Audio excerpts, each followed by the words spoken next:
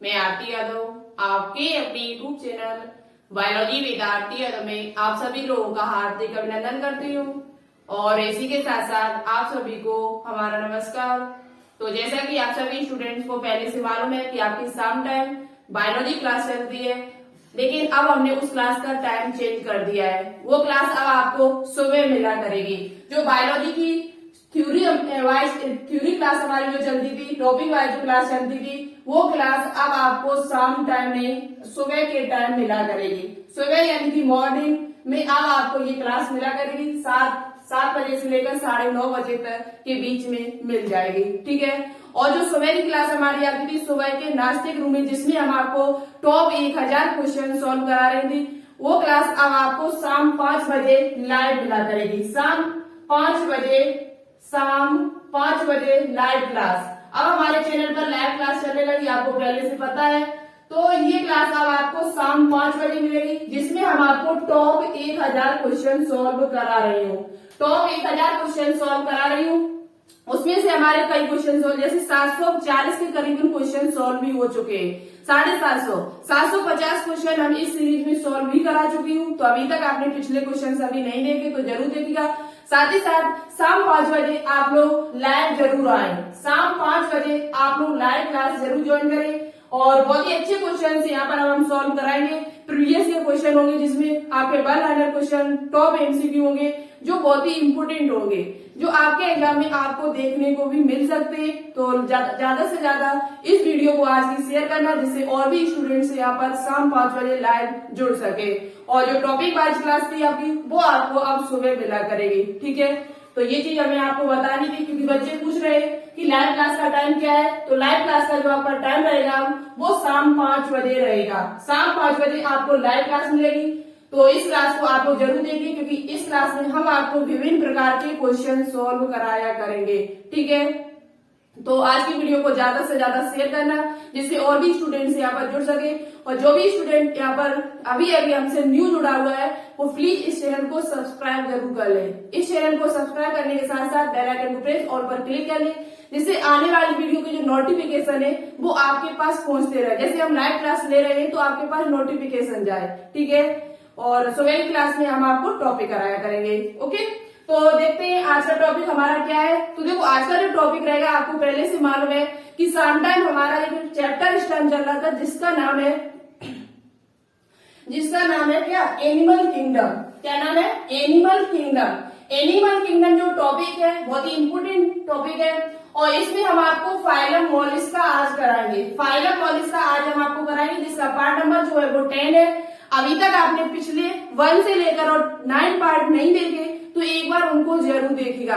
पॉलीथेरा से लेकर और एनिलिडा तक अभी तक आपने वीडियो नहीं देखी तो एक बार जरूर देखिए, क्योंकि ये जो चैप्टर है बहुत ही इंपोर्टेंट चैप्टर है, एनिमल किंगडम। यहाँ से आपको एग्जाम में क्वेश्चंस देखने को मिलेंगे, चाहे आप किसी भी एग्जाम की तैयारी इस टाइम कर रहे हो, चाहे सीपी नेट आपका हो, BHU, GSPM, RUHS, paramedical, BSc nursing, pharmacy, किसी भी एग्जाम की तैयारी इस टाइम आप कर रहे हो, सभी के लिए ये चैप्टर बहुत ज्यादा इंपोर्टेंट रहेगा, ठीक है।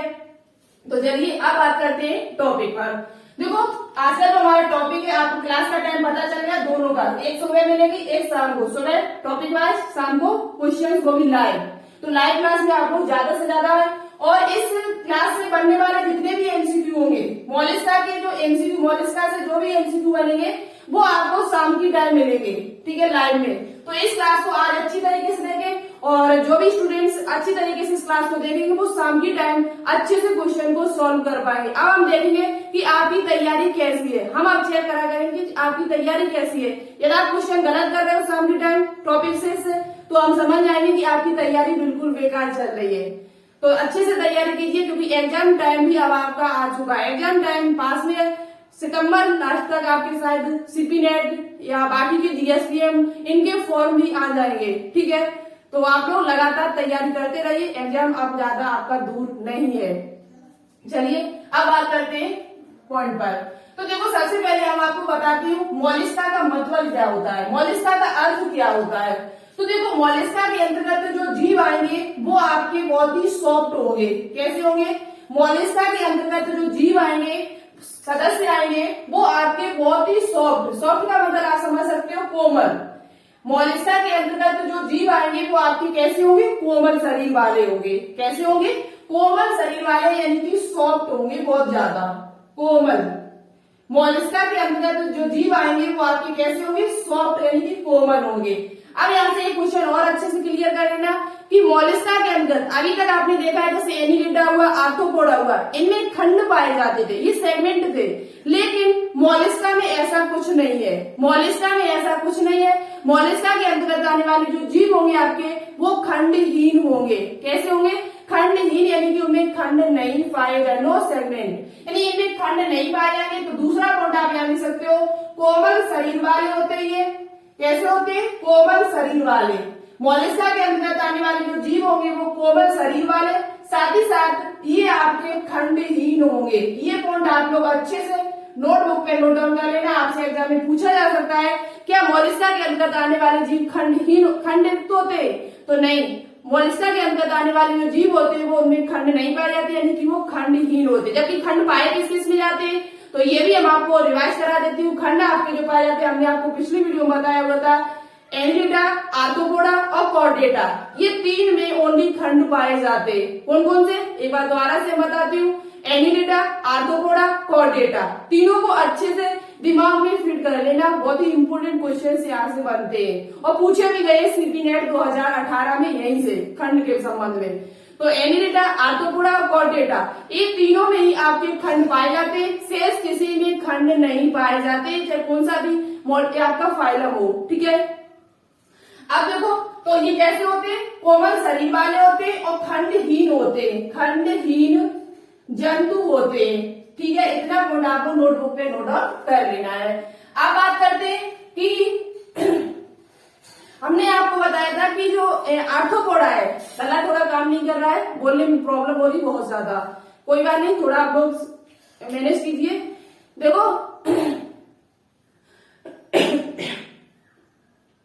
जो आपका आर्थ्रोपोडा था वो सबसे बड़ा फाइलम था। आर्थ्रोपोडा जो आपका था वो सबसे बड़ा फाइलम था। पूछा जाए आपसे कि एनिमल किंगडम में सबसे लार्जेस्ट सबसे बड़ा फाइलम कौन सा है, सबसे ज्यादा जंतु किस फाइलम के अंतर्गत आते हैं, तो वो आपका आर्थ्रोपोडा था। क्या था, आर्थ्रोपोडा।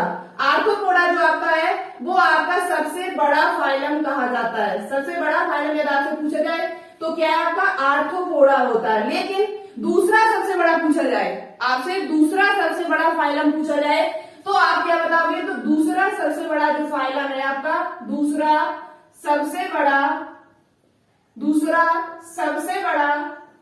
फाइलम, जो दूसरा सबसे बड़ा जो आपका फाइलम है वो आपका कौन सा है, मोलिस्का है। कौन सा है, मोलिस्का। दूसरा सबसे बड़ा फाइलम यदि आपसे पूछा जाए तो मोलिस्का बताओगे, सबसे बड़ा पूछा जाए पहले नंबर का तो आर्थ्रोपोडा बताओगे। तो दूसरे नंबर पे कौन सा है जिसमें ज्यादा जंतु आते हैं, तो वो आपका मोलिस्का, जिसके अंतर्गत कोमल और खंडहीन जंतु आते हैं। इतना पॉइंट आपको अच्छी तरीके से क्लियर हो चुका होगा। इसे हम साफ करते हैं, आप लोगों ने नोटबुक पे नोट डाउन कर लिया होगा। सॉफ्ट यानी कोमल शरीर वाले होते हैं, खंडहीन होते हैं, और ये दूसरा सबसे बड़ा फाइलम है कौन सा, मोलिस्का। ठीक है, अब चलिए आगे बात करते हैं। सॉरी, देखो अब बात करते हैं इनका आवास क्या है, ये इनका आगे रहते कहाँ पर है। तो देखो ये जो होते हैं वो आपके स्थलीय भी होते हैं। अभी हम आपको आगे बताएंगे कि मोलिस्का के अंतर्गत कौन कौन से जीव आते हैं। मोलिस्का के अंतर्गत कौन कौन से जीव आते हैं, यहाँ से एग्जाम में क्वेश्चन पूछा जाता है। ठीक है, तो स्थलीय होते हैं, साथ ही ये जलीय भी होते हैं। कैसे होते हैं, जलीय होते हैं। अब जलीय में आपका देखा जाए तो ये समुद्री भी होते हैं और फ्रेश वाटर में भी पाए जाते हैं, और साथ ही साथ मरीन भी होते हैं। कैसे होते हैं, एक्वाटिक। जलीय को इंग्लिश में कहा जाता है एक्वाटिक। क्या कहा जाता है, एक्वाटिक। और इस स्थलीय को कहा जाता है टेरेस्ट्रियल। स्थलीय को इंग्लिश में क्या कहा जाता है, टेरेस्ट्रियल। तो ये टेरेस्ट्रियल भी होते हैं, एक्वाटिक होते हैं। एक्वाटिक में भी देखा जाए तो ये फ्रेश वाटर में पाए जाते हैं, और मरीन भी होते हैं, यानी समुद्री भी होते हैं। ठीक है, फ्रेश वाटर में भी पाए जाते हैं और आपके समुद्र में भी पाए जाते हैं। तो ये कहाँ पाए जाते हैं, आपके स्थलीय होते हैं, कुछ आपके जो होते हैं वो समुद्री होते हैं। समुद्री में जैसे आपका ऑक्टोपस जो होता है आपका एक जीव है, इसके अंतर्गत आता है। इसका भी एक आपको फिगर भी आगे दिखाएंगे। फिगर के साथ हम आपको ये वीडियो लेकर आई हूँ। फिगर भी हम आगे आपको दिखाते हुए चलेंगे। ऑक्टोपस हुआ आपका, और भी बाकी की जंतु हैं जिनके हम आपको फिगर लेकर आए, ठीक है। तो देखो ये जली होते हैं, जली में फ्रेश वाटर और मरीन दोनों में पाए जाते हैं। लवड़ी भी होते हैं और लवड़ी भी होते हैं, ठीक है। तो ये पॉइंट आपको क्लियर हो चुका है। जैसे पूछा जाए मरीन में क्या कौन सा पाया जाता है, मरीन में आपका पाया जाता है ऑक्टोपस। कौन सा होता है, ऑक्टोपस।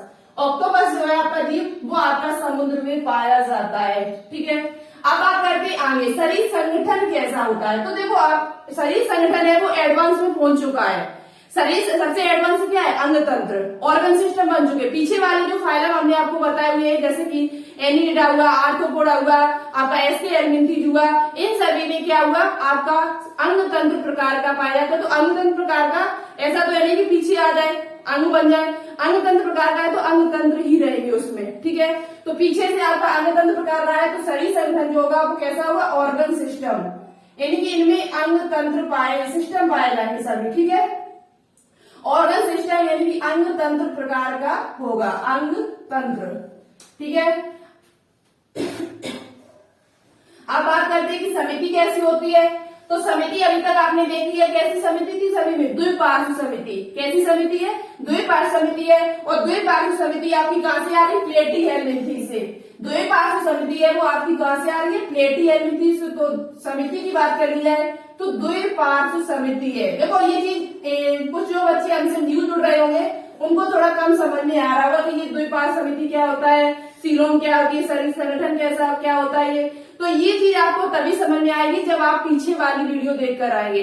पीछे वाली सभी वीडियो यदि आप लोग देख लेंगे तो आपको ये चीज बहुत ही अच्छी तरीके से समझ में आने लगेगी। तो आपसे प्लीज रिक्वेस्ट करती हूँ कि पीछे की सभी वीडियो जरूर देखिएगा, पीछे की सभी वीडियो जरूर देखें, तभी आपको आगे की चीजें समझ में आएंगी। तो देखो समिति जो होती है वो सेमेट्री जो होती है इनकी वो कैसी होती है, द्विपार्श्व समिति होती है। और ये द्विपार्श्व समिति कहां से चली आ रही है, प्लेटी हेलमिंथेस से। कहां से चली आ रही है, प्लेटी हेलमिंथेस से। अभी तक जितने भी आए हुए सभी में द्विपार्श्व समिति ही पाई जाती है, ठीक है। और शरीर संगठन की बात कर लिया तो अंग तंत्र आपका एस्के हेलमिंथेस से चला आ रहा है। एस्के हेलमिंथेस से लेकर अभी तक जितने भी आए हुए सभी में अंग तंत्र प्रकार का ही होता है। जबकि प्लेटी हेलमिंथेस की बात कर ली जाए तो प्लेटी हेलमिंथेस में आपका अंग तंत्र अंग प्रकार का था। कैसा था शरीर संगठन, जो लेवल ऑफ ऑर्गेनाइजेशन था वो आपका कैसा था, अंग प्रकार का था। ऑर्गन उसमें केवल पाए जाते थे, तंत्र उसमें नहीं थे आपके, ठीक है। बात करते हैं सीलोम कैसी होती है इनकी। तो सीलोम की बात करी जाए तो आपके कैसे होते हैं, सीलोमेट होते हैं, यानी कि प्रगुही होते हैं। कैसे होते हैं, प्रगुही। इनकी बॉडी कैविटी की बात करी जाए तो ये कैसे होते हैं, प्रगुही होते हैं। इनकी सीलोमेट्स होते हैं, सीलोमेट्स।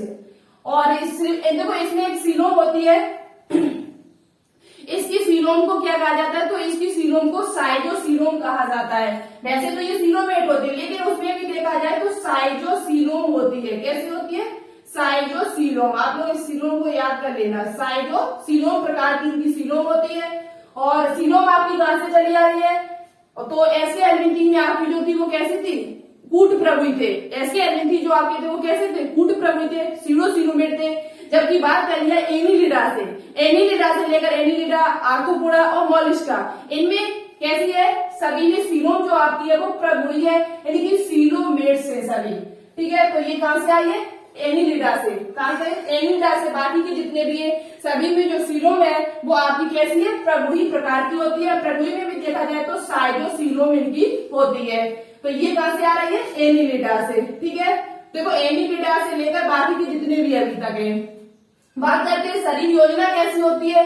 तो शरीर योजना इनकी जो होती है वो tube with in tube type. पीछे भी आपकी थी ऐसी, tube with in tube type. आप लोग कमेंट बॉक्स में कमेंट करके बताएं कि tube with in tube type में शरीर योजना और किस किस की है। पीछे शरीर योजना जो है वो tube with in tube type और किस किस की है, कमेंट बॉक्स में कमेंट करके जरूर एक बार बताएं हमको। तो शरीर योजना कैसी है, tube with in tube type, ठीक है। नली के भीतर नली, मतलब इसका होता है, हमने आपको बताया था, जिनमें मुख और एनस दोनों ही, माउथ और एनस दोनों ही पाए जाते हो। भोजन के लिए माउथ और अपशिष्ट पदार्थ निकालने के लिए छिद्र, यानी कि पूर्ण आहार नाल का जो पाचन तंत्र है वो कैसा, पूर्ण होना चाहिए। तो उसे कहते हैं tube with in tube type, ठीक है। बात करते हैं जनन स्तर कैसा होगा, तो जनन स्तर जो होगा वो त्रकोरकी होगा, यानी कि ट्रिपोब्लास्टिक होगा। त्रकोरकी कैसा होगा, त्रकोरकी होगा, यानी कि ट्राइप्लोब्लास्टिक, ट्राइप्लोब्लास्टिक, ठीक है। ट्रिपोब्लास्टिक यानी कि त्रकोरकी होगा। आप जनन स्तर ये कहां से आ रहा है त्रकोरकी, तो जनन स्तर जो आपका त्रकोरकी है वो कहां से आ रहा है, प्लेटी हेल्मिंथी से। प्लेटी हेल्मिंथी में जो आपका जनन स्तर था वो कैसा था, प्लेटी हेल्मिंथी से लेकर अभी तक जितने भी फाइलम आए हुए सभी में जो जनन स्तर है, जो जर्म लेयर होती है, जनन स्तर को कहा जाता है जर्म लेयर। क्या कहा जाता है, जर्म लेयर। अभी तक के जितने भी फाइलम आए हुए प्लेटी हेल्मिंथी सभी में आपकी जो जनन स्तर है वो कैसा है, त्रकोरकी होता है, यानी कि ट्रिपोब्लास्टिक होता है। ट्रिपोब्लास्टिक का मतलब क्या होता है, तो हमने आपको बताया था, जिसमें एक्टोडर्म, मेसोडर्म और एंडोडर्म तीनों ही स्तर पाए जाते हो, तीनों ही स्तर पाए जाते हैं, उसे ही हम कहते हैं त्रकोरकी, ठीक है। तो इतने पॉइंट आपको अच्छी तरीके से क्लियर हो चुके होंगे। आप स्क्रीनशॉट लेना चाहे तो स्क्रीनशॉट ले सकते हो, और नहीं तो नोटबुक पे नोट डाउन करते हुए हमारे साथ चलना है। अब बात करते हैं आगे। देखो इनमें एक बहुत ही इंपोर्टेंट पॉइंट है, यहाँ से इंपोर्टेंट पॉइंट आपका बनता है, इनमें एक परत पाई जाती है। देखो यहाँ पर आपको फिगर दिखेगा, इसे हम साफ कर रही हूँ और आपने नोटबुक पे नोट डाउन कर लिया होगा, ठीक है। इसमें बहुत ही इंपोर्टेंट पॉइंट बनता है, भोजन किसके द्वारा होता है, और इनके शरीर पर एक विशेष संरचना पाई जाती है, इनके शरीर पर एक विशेष संरचना पाई जाती है जिसे हम मेटल कहते हैं। क्या कहते हैं, मेटल। अभी हम आपको आगे फिगर के साथ समझा रही हूँ।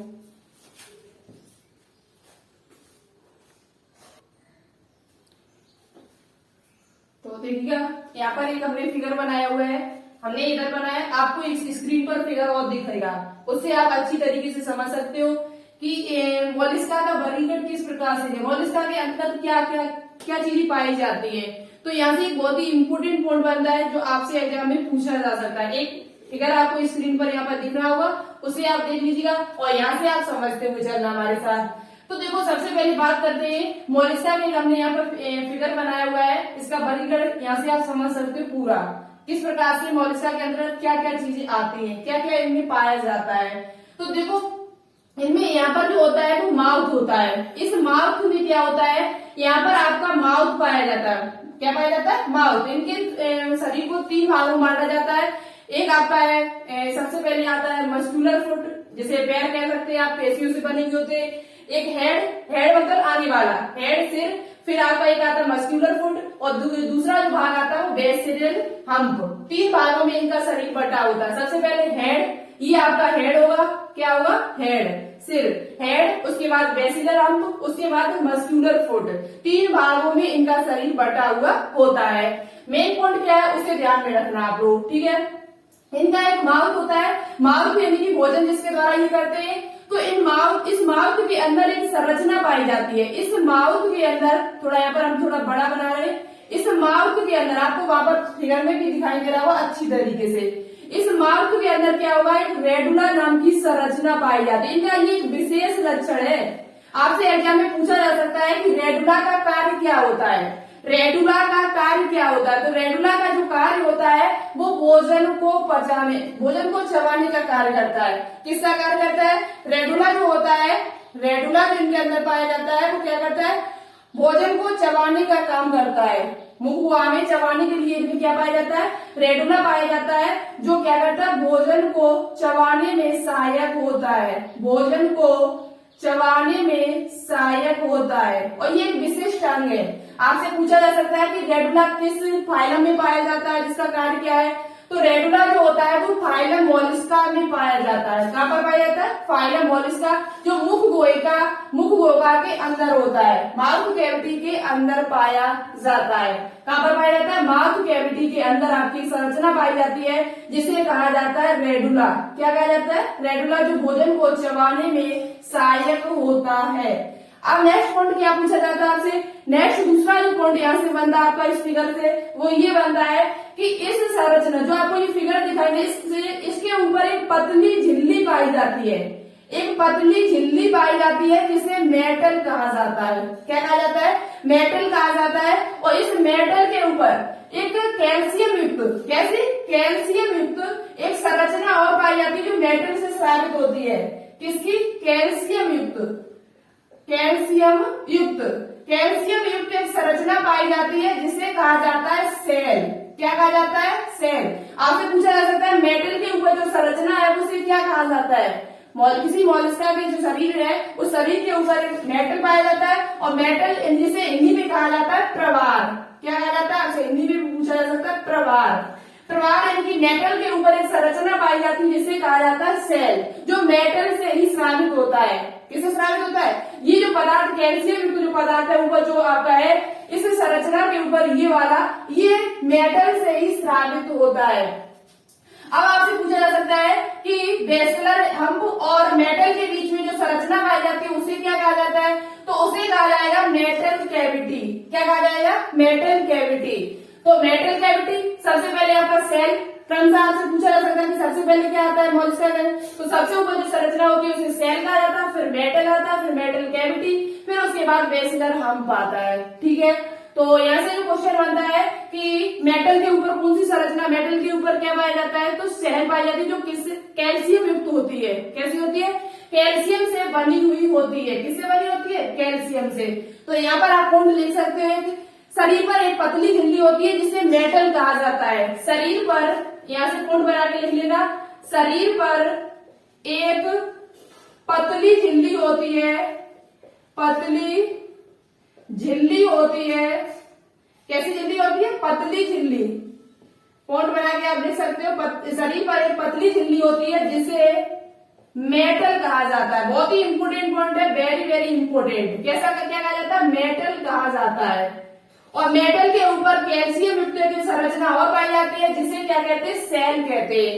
क्या कहते हैं? सेल। सेल ऐसी ये है कि ये किसी जीव में हो भी सकती है और नहीं भी हो सकती है, हो भी सकती है और नहीं भी हो सकती है। अधिकांश में ज्यादातर किसी में होगी और किसी में नहीं होगी, तो ये भी एक बात है, लेकिन मेटल सभी में होगा आपका। ठीक है, तो शरीर पर एक पतली झिल्ली होती है जिसे हम क्या कहते हैं? मेटल कहा जाता है।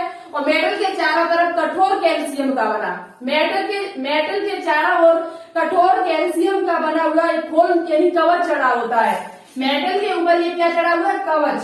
क्या चढ़ा हुआ है? कवच, जिसे हम क्या कहते हैं? सेल कहते हैं। तो मेटल के ऊपर क्या पाया जाएगा? मेटल के ऊपर जो खोल होगा, खोल, उसे क्या कहेंगे? सेल कहेंगे। क्या कहेंगे? सेल। उस कवच को हम क्या कहेंगे? सेल कहेंगे, जो कैसा होगा? कैल्शियम युक्त होगा और कठोर होता है। कैसा होता है? ये कठोर होता है और साथ ही ये कैल्शियम युक्त होता है, कैल्शियम का बना हुआ होता है। एक बात यहाँ पर और है कि ये तो आपको पता चल गया, रेडुला क्या कार्य करता है? रेडुला का कार्य होता है भोजन को चबाने में। भोजन को चबाने में एक संरचना पाई जाती है जो मुख गुहिका के अंदर होती है, जो भोजन को चबाने में सहायक होती है। तो 3 पॉइंट आपको अच्छे से याद करने हैं, रेडुला, मेटल और सेल। ये तीनों ही अच्छी तरीके से याद कर लेना है। अब बात करते हैं आगे। तो देखो आगे बात करते हैं इनका आहार नाल जो होता है, ये पॉइंट आपने लिख लिए होंगे, तो इसे हम साफ करती हूँ। ठीक है, रेडुला का ये वाला पॉइंट है आप अच्छे से नोट डाउन कर लेना। आगे बात देखो करें, आगे आपका क्या पॉइंट है कि जो आपका ये मॉलिस्का के अंदर जो जीव आते हैं उनमें आहार नाल जो होता है वो पूर्ण होता है। मॉलिस्का के अंतर्गत जो जीव आते हैं, मॉलिस्का के अंतर्गत जो जीव आते हैं उनमें आहार नाल जो होता है, यानी कि एलिमेंट्री जो केनाल होती है वो पूर्ण होती है। आहार नाल जो होता है वो कैसा होता है? पूर्ण होता है। परिसंचरण तंत्र जो होता है वो भी इनमें पूर्ण विकसित होता है। परिसंचरण तंत्र भी इनमें पाया जाता है। परिसंचरण तंत्र देखो, एक पीछे हम यहाँ पर कोण भी छोड़ दे चुके हैं जो समिति से रिलेटेड था, जो हमने आपको बताया कि इनमें द्विपार्श्व समिति पाई जाती है। कुछ में ऐसा होता है द्विपार्श्व समिति पाई जाती है। गैस में कैसी समिति होती है? द्विपार्श्व समिति की बात करी जाए तो कैसी समिति होती है? द्विपार्श्व समिति होती है। लेकिन कुछ जीव ऐसे हैं जिनमें एक असमिति पाई जाती है। कुछ जीव ऐसे हैं जिनमें असमिति पाई जाती है, जैसे कि पायला। पायला नाम का एक जीव है, इसके अंतर्गत आता है, जिसमें जो समिति होती है वो आपकी असमिति होती है। ये एक अपवाद है यहाँ। क्या है ये? एक अपवाद है यहाँ पर कि वैसे तो इनमें समिति जो होती है वो द्विपार्श्व होती है, बायलेटरल सिमेट्री होती है, लेकिन पायला नाम का एक जीव होता है जिसमें जो समिति पाई जाती है समिति जो पाई जाती है वो आपकी कैसी होती है, द्वि पार्श्व समिति न होके वो असमिति पाई जाती है, एसिमेट्री इनमें पाई जाती है। तो ये पॉइंट भी आप अच्छे से नोट डाउन कर लेना। पाइला में कैसी समिति पाई जाती है, अब आपसे पूछा जाए तो पाइला जो जीव है वो मॉलिस्का के अंतर्गत आता है और इसमें जो समिति पाई जाती है वो असमिति पाई जाती है। कैसी समिति होती है, एसिमेट्री होती है। आगे बात कर लेते हैं। तो देखो आगे नेक्स्ट पॉइंट आपको क्या लिखना है, नेक्स्ट पॉइंट लिखना है कि इनमें श्वसन के लिए क्या होता है। श्वसन ये किसके द्वारा करते हैं, श्वसन जो होते हैं वो ये किसके द्वारा करते हैं, तो श्वसन जो होते हैं ये इसमें क्लोम पाया जाता है। क्यों पाया जाता है, क्लोम, क्लोम या इनमें क्या पाया जाता है, इनमें एक संरचना पाई जाती है जिसे कहते हैं टीनिडिया। टीनिडिया, क्लोम या टीनिडिया के द्वारा ये श्वसन करते हैं। क्लोम या टीनिडिया या फुफ्फुस द्वारा भी कह सकते हो,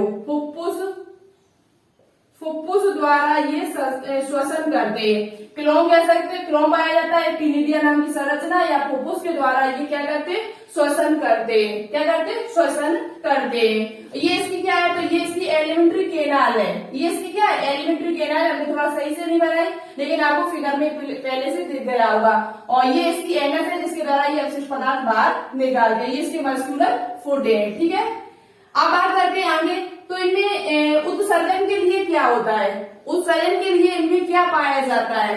परिसंचरण तंत्र कैसा होता है इनका, तो परिसंचरण तंत्र जो होता है इनका वो अभी हम बात कर रहे हैं इस फिगर को साफ करके। ठीक है,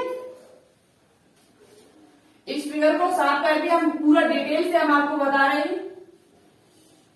देखो वीडियो लंबा होगा लेकिन बहुत ही इंपॉर्टेंट है। ठीक है, परिसंचरण पहले बात कर ली थी परिसंचरण की। परिसंचरण इनमें कैसा होता है, परिसंचरण तंत्र जो होता है वो इनमें कैसा होता है। तो परिसंचरण तंत्र जो इनमें होता है वो खुला परिसंचरण होता है। कैसा होता है, खुला परिसंचरण इनमें पाया जाता है, खुला परिसंचरण। लेकिन एक फाइलम है खुला परिसंचरण, इसमें भी एक अपवाद है। इसमें एक वर्ग आता है लेकिन इसमें एक वर्ग है आपका क्लास जिसका नाम है, जिसमें जो परिसंचरण होता है वो आपका बंद प्रकार का होता है। उस फाइलम वर्ग का नाम क्या है, तो सिफेलोपोडा। सिफेलोपोडा, अभी हम आपको बताएंगे सिफेलोपोडा के अंदर कौन कौन से जीव आते हैं। सिफेलोपोडा, सिफेलोपोडा नाम का जो आपका वर्ग है इसमें आपका बंद प्रकार का परिसंचरण होता है। कैसा होता है, बंद प्रकार का परिसंचरण पाया जाता है। बंद प्रकार का परिसंचरण इसमें पाया जाता है। वैसे तो खुला परिसंचरण होता है लेकिन इसमें एक वर्ग आता है जिसका नाम है सिफेलोपोडा। सिफेलोपोडा के अंदर जो जीव आते हैं उनमें बंद प्रकार का परिसंचरण पाया जाता है। किस प्रकार का पाया जाता है, बंद प्रकार का परिसंचरण पाया जाता है। अब बात करते हैं किसकी, उत्सर्जन की। उत्सर्जन किसके द्वारा होता है, इसमें उत्सर्जन। तो उत्सर्जन के लिए इनमें कई संरचनाएं पाई जाती है, जैसे कि आपका होता है मेटानेफ्रिडिया। मेटानेफ्रिडिया, मेटानेफ्रिडिया एक इसमें ऑर्गन, दूसरा इसी को कहते हैं मेटानेफ्रिडिया को ही हम कह सकते हैं आपका वॉजिनस के अंग। वॉजिनस के अंग, और एक नाम से इसे और जाना जाता है, उसे कहा जाता है कैवर की ग्रंथि। क्या कहते हैं, कैवर की ग्रंथि। कैवर की ग्रंथि, ये 3 नामों से जाना जाता है। उत्सर्जन के लिए इनमें क्या पाया जाता है, मेटानेफ्रिडिया या वॉजिनस के अंग या कैवर की ग्रंथि नामक अंग इसमें पाए जाते हैं। तो आप तीनों ही नाम अच्छे से याद कर लेना। क्या क्या है, मेटानेफ्रिडिया, वॉजिनस के अंग और कैवर की ग्रंथि। ये इसमें क्या होते हैं, उत्सर्जन के लिए सहायक होते हैं। किसके लिए सहायक होते हैं, तो ये उत्सर्जन के लिए सहायक होते हैं। अब बात कर लेते हैं जनन किस प्रकार से होता है। जनन किस प्रकार से होता है, तो देखो जनन के लिए ये कैसे होते हैं, तो ये जंतु जो होते हैं वो सभी एक लिंगी होते हैं। कैसे होते हैं, एक लिंगी। डायोसिस होते हैं, एक लिंगी होते हैं।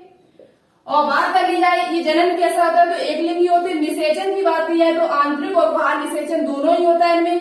परिवर्तन की बात कर ली जाए तो परिवर्तन जो होता है, परिवर्तन किसके कैसा होता है, तो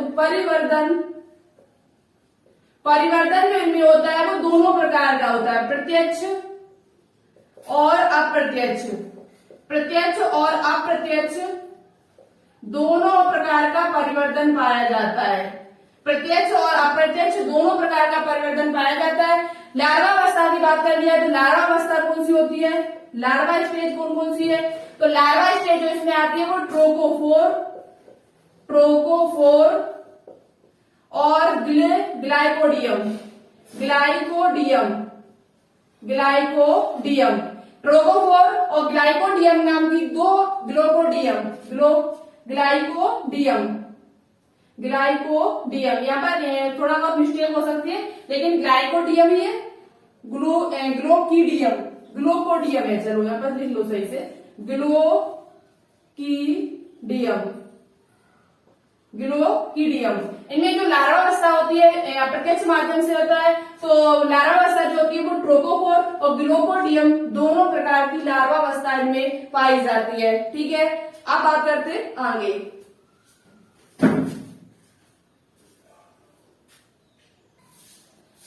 तो देखो यहाँ से आपको ये चीज सभी क्लियर हो चुकी होगी अच्छी तरीके से कि इनमें परिसंचरण तंत्र कैसा होता है, तो खुला परिसंचरण होता है, लेकिन इसका एक वर्ग है जिसका नाम है सिफेलोपोडा। सिफेलोपोडा के अंदर जो जीव आएंगे उनमें बंद प्रकार का परिसंचरण होगा, वैसे कैसा खुले प्रकार का ओपन टाइप है। और बाकी की बात किया उत्सर्जन किसके द्वारा होता है, तो मेटानेफ्रिटिया जिसे ब्रक कह सकते हो, और बोजिनस के अंग और साथ ही साथ केवर की ग्रंथि, इनके द्वारा इनमें क्या होता है उत्सर्जन होता है। ठीक है, जनन कैसा होता है, तो एक लिंगी होता है, कुछ में द्विलिंगी भी होते हैं। कुछ आपके जैसे एप्लासिया है इसलिए द्विलिंगी होता है, एप्लासिया जो आपका होता है ये मां बताएंगे इसी के बारे में, तो ये आपका जो होता है वो द्विलिंगी होता है। तो कुछ ज्यादातर जो होते हैं वो आपके एक लिंगी होते हैं। कैसे होते हैं, एक लिंगी।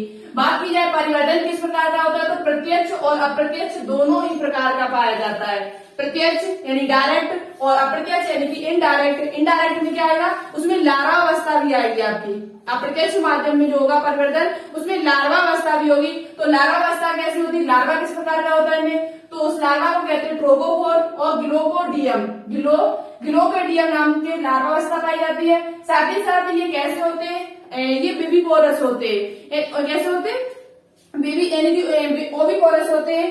कैसे होते हैं, ओवीपेरस होते हैं, ओवीपेरस ही होते हैं। तो ये भी पॉइंट आप लोग याद कर लेना। ठीक है, तो लार्वा अवस्था कैसी होती है, ट्रोकोफोर प्रकार की होती है। अब बात करते हैं इनका वर्गीकरण किस प्रकार से किया गया। क्या बात करते हैं, वर्ग। आप स्क्रीनशॉट लेना चाहते हो तो स्क्रीनशॉट ले सकते हो, बहुत ही इंपोर्टेंट पॉइंट है और यहाँ से आपके एग्जाम में क्वेश्चन बनेगा जरूर। 100 में 100% यहाँ से क्वेश्चन बनेगा उत्सर्जन से, तो इस पॉइंट को अच्छे से याद कर लेना।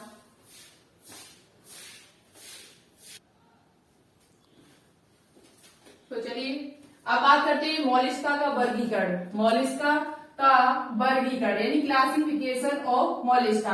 वर्गीकरण किस प्रकार, देखो मोलिस्का को वैसे कई भागों में बांटा गया, इसका वर्गीकरण है वो लगभग 7-8 वर्गों में से बांटा गया है, लेकिन हम आपको प्रमुखता जो आपके एनसीईआरटी बुक में दिए हुए वही बताएंगे। एनसीईआरटी बुक में आपके ओनली 3 दिए हुए, लेकिन हम आपको एक्स्ट्रा में चौथा भी लेकर आए जो आपके लिए इम्पोर्टेंट है। यहाँ से क्वेश्चन बनता है वो आपको बताते हुए चलेंगे, वो बहुत ही इंपोर्टेंट वर्गीकरण है। यहाँ से और भी चीजें हम अभी आपको डिस्कस करेंगे, बहुत सारी चीजें हम आपको यहाँ पे बताएंगे, तो लास्ट तक हमारे साथ इस वीडियो को देखते रहना। ठीक है, तो देखो मोलिस्का का वर्गीकरण कैसे किया गया। मोलिस्का को कई वर्गों में वैसे बांटा गया, वैसे हम मुख्यतः आपके लिए 4 लेकर आए हूँ। सबसे पहले मोनोप्लेकोफोरा, गैस्ट्रोपोडा और बाइवाल्विया और सिफेलोपोडा। अब बात करते हैं किसके अंतर्गत कौन सा जीव आता है, और ये जितने भी उदाहरण लिखे हुए सभी आप लोग अच्छे से याद कर लेना। ठीक है, हमारे हिसाब से एक होता है आपका सबसे पहला है मोनोप्लेकोफोरा। इसके अंतर्गत एक जीव आता है जिसका नाम आपने कई बार सुना होगा, बहुत बार सुना होगा, और इससे क्वेश्चन भी एग्जाम में बनता है बहुत ही अच्छा खासा।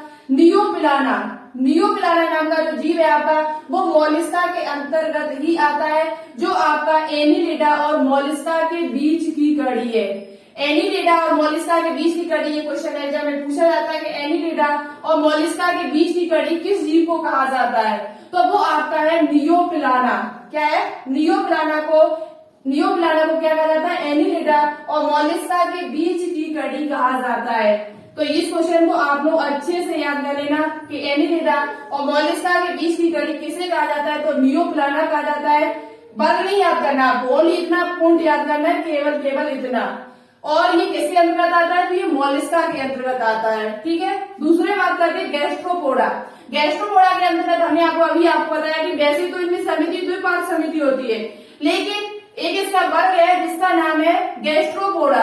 गैस्ट्रोपोडा में जो समिति पाई जाती है वो असमिति पाई जाती है, जिसके अंतर्गत आपका जीव आता है पाइला और टर्मिनेला। पाइला को एप्पल स्नेल भी कहा जाता है। पाइला को, जो पाइला जीव है इसका नाम दूसरा जो है एप्पल स्नेल। कुछ जीवों, 2-3 जीवों के नाम फिगर आपको इस यहाँ पर दिख जाएंगे। ठीक है, 2-3 फिगर आपको यहाँ पर दिखेंगे, जैसे ऑक्टोपस का दिख जाएगा आपको, पाइला का दिख जाएगा।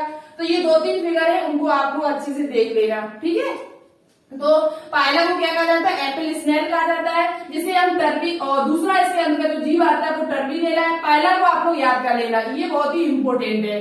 पाइला में जो समिति पाई जाती है वो असमिति होती है। ये किसके अंतर्गत आता है, तो गैस्ट्रोपोडा के अंतर्गत आता है, ये भी याद कर लेना। बात करते हैं तीसरे नंबर की, वाइवाल्विया। वाइवाल्विया, तो इसके अंतर्गत आपका जीव आता है पिंगटाडा। पिंगटाडा जिसे कहा जाता है पर्ल ऑस्टर। पर्ल ऑस्टर क्यों कहा जाता है, तो ये पिंगटाडा जो होता है ये आपका मोती प्राप्त, इससे मोती प्राप्त होते हैं। यदि आपसे पूछा जाए कि किस जीव से मोती प्राप्त होती है, किस संघ के अंतर्गत ऐसे जीव आते हैं जिससे मोती प्राप्त होते हैं, तो वो आपके मोलिस्का के अंतर्गत ही आते हैं। किससे मोती प्राप्त होती है, तो पिंगटाडा जिसे पर्ल ऑस्टर कहा जाता है। मोती को इंग्लिश में पता है आपको क्या कहा जाता है, पर्ल कहा जाता है। और इससे ही आपके क्या प्राप्त होते हैं, मोती प्राप्त होते हैं। क्या प्राप्त होते हैं, मोती प्राप्त होते हैं। ठीक है, तो ये पॉइंट भी आप लोग याद कर लेना, वेरी वेरी इंपोर्टेंट पॉइंट है आपके लिए।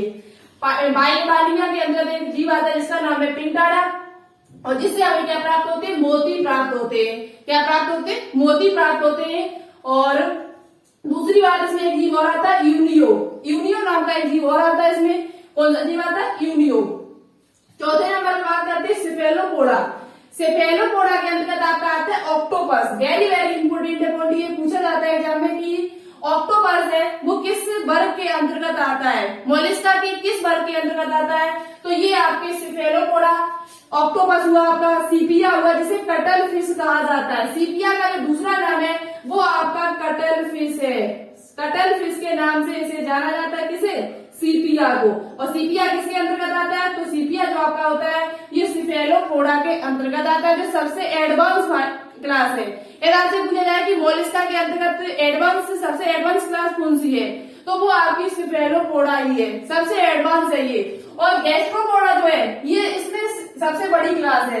गैस्ट्रोपोडा है ये सबसे बड़ी क्लास है, इसके अंतर्गत बहुत सारे जीव आते हैं, सबसे बड़ी क्लास है, सबसे बड़ी क्लास, सबसे बड़ा वर्ग है। और सेफेलोपोडा जो आपका है ये सबसे एडवांस है। कैसा है, सबसे एडवांस क्लास आपसे पूछ जाए मोलिस्का के अंदर, तो वो आपकी सेफेलोपोडा होती है, जिसके अंदर ऑक्टोपस, सीपिया, इसे कटल फिश कहा जाता है, और लोलिगो, लोलिगो नाम का जीव इसके अंतर्गत आता है। इतनी बात आपको अच्छी तरीके से समझ में आ चुकी होगी। कौन कौन से जीव आते हैं, तो ऑक्टोपस को एक नाम दिया गया बेताल मछली। ऑक्टोपस का जो दूसरा नाम है वो होता है बेताल मछली। क्या होता है, बेताल मछली कहा जाता है इसे। यहाँ पर आप देख सकते हो बेताल मछली, पर आपसे ये नहीं नाम पूछा जाएगा कभी भी, सिर्फ ओनली आपसे पूछा जाएगा ऑक्टोपस। ठीक है, ऑक्टोपस किसके अंतर्गत आता है, तो सेफेलोपोडा के अंतर्गत आता है। सबसे लार्जेस्ट एक क्लास पूछी जाए तो गैस्ट्रोपोडा है, सबसे एडवांस पूछी जाए तो सेफेलोपोडा है। ठीक है, अब बात करते हैं कुछ जीव और हैं जो अन्य वर्ग के अंतर्गत आते हैं, अन्य क्लास के अंतर्गत आते हैं, जैसे कि आपका सी हेयर जिसे समुद्री खरगोश कहा जाता है। एक आता है एप्लाइसिया। ये जो आपके जो जीव होते हैं वो आपके मोलिस्का के अंतर्गत ही आते हैं। किसके अंतर्गत आते हैं, मोलिस्का के अंतर्गत ही आते हैं। कौन कौन से, सी हेयर समुद्री खरगोश इसे कहा जाता है, और एप्लासिया, एप्लाइसिया। तो इतने जितने भी जीवों के नाम हमने लिखे हुए हैं ये सभी मोलिस्का के अंतर्गत ही आते हैं। ठीक है, तो यहाँ से हमारा ये पॉइंट खत्म होता है। और पिंगटाडा से क्या प्राप्त किया जाता है, तो पिंगटाडा से आपका मोती प्राप्त किया जाता है, जो मैं आपको बता चुकी हूँ। तो आज की क्लास यहाँ पर हमारी फिनिश होती है। हमने आपको मोलिस्का बहुत ही अच्छी तरीके से, बहुत ही डिटेल से समझाने की कोशिश की है। आप लोग अच्छे से प्रत्येक पॉइंट को समझना, जो समझ में ना आए उसे कमेंट बॉक्स में कमेंट करके हमसे जरूर पूछना। और आज के लिए आपके क्वेश्चन है होमवर्क में वो ये है कि आपको चारों वर्ग लिखने हैं, चारों वर्ग के नाम प्लस साथ ही साथ उनमें आने वाले जो जीव है उनके नाम लिखने, और इनका बेसिक फीचर क्या है, बेसिक लक्षण क्या है इनमें, इनमें भोजन चबाने के लिए कौन सी संरचना पाई जाती है, भोजन चबाने के लिए कौन सी संरचना पाई जाती है, उस सर्जन के लिए इनमें कौन कौन से अंग पाए जाते हैं, उस सर्जन के लिए इनमें कौन कौन से अंग पाए जाते हैं। ये 4-5 क्वेश्चन के आंसर आप लोग कमेंट बॉक्स में कमेंट करके जरूर बताएं, जिससे आपका रिवाइज हो जाएगा। और आज शाम की जो 5 बजे की लाइव क्लास है उसे देखना बिल्कुल भी मत भूलिएगा। और तो आज की क्लास आपको कैसी लगी कमेंट बॉक्स में कमेंट करके जरूर बताएं। अच्छी लगे तो प्लीज इसे लाइक करें, दोस्तों के साथ शेयर करें। चैनल को अभी तक आपने सब्सक्राइब न किया हो तो प्लीज इस चैनल को एक बार सब्सक्राइब जरूर कर लेना। तो ओके, थैंक्स, जय हिंद, जय भारत।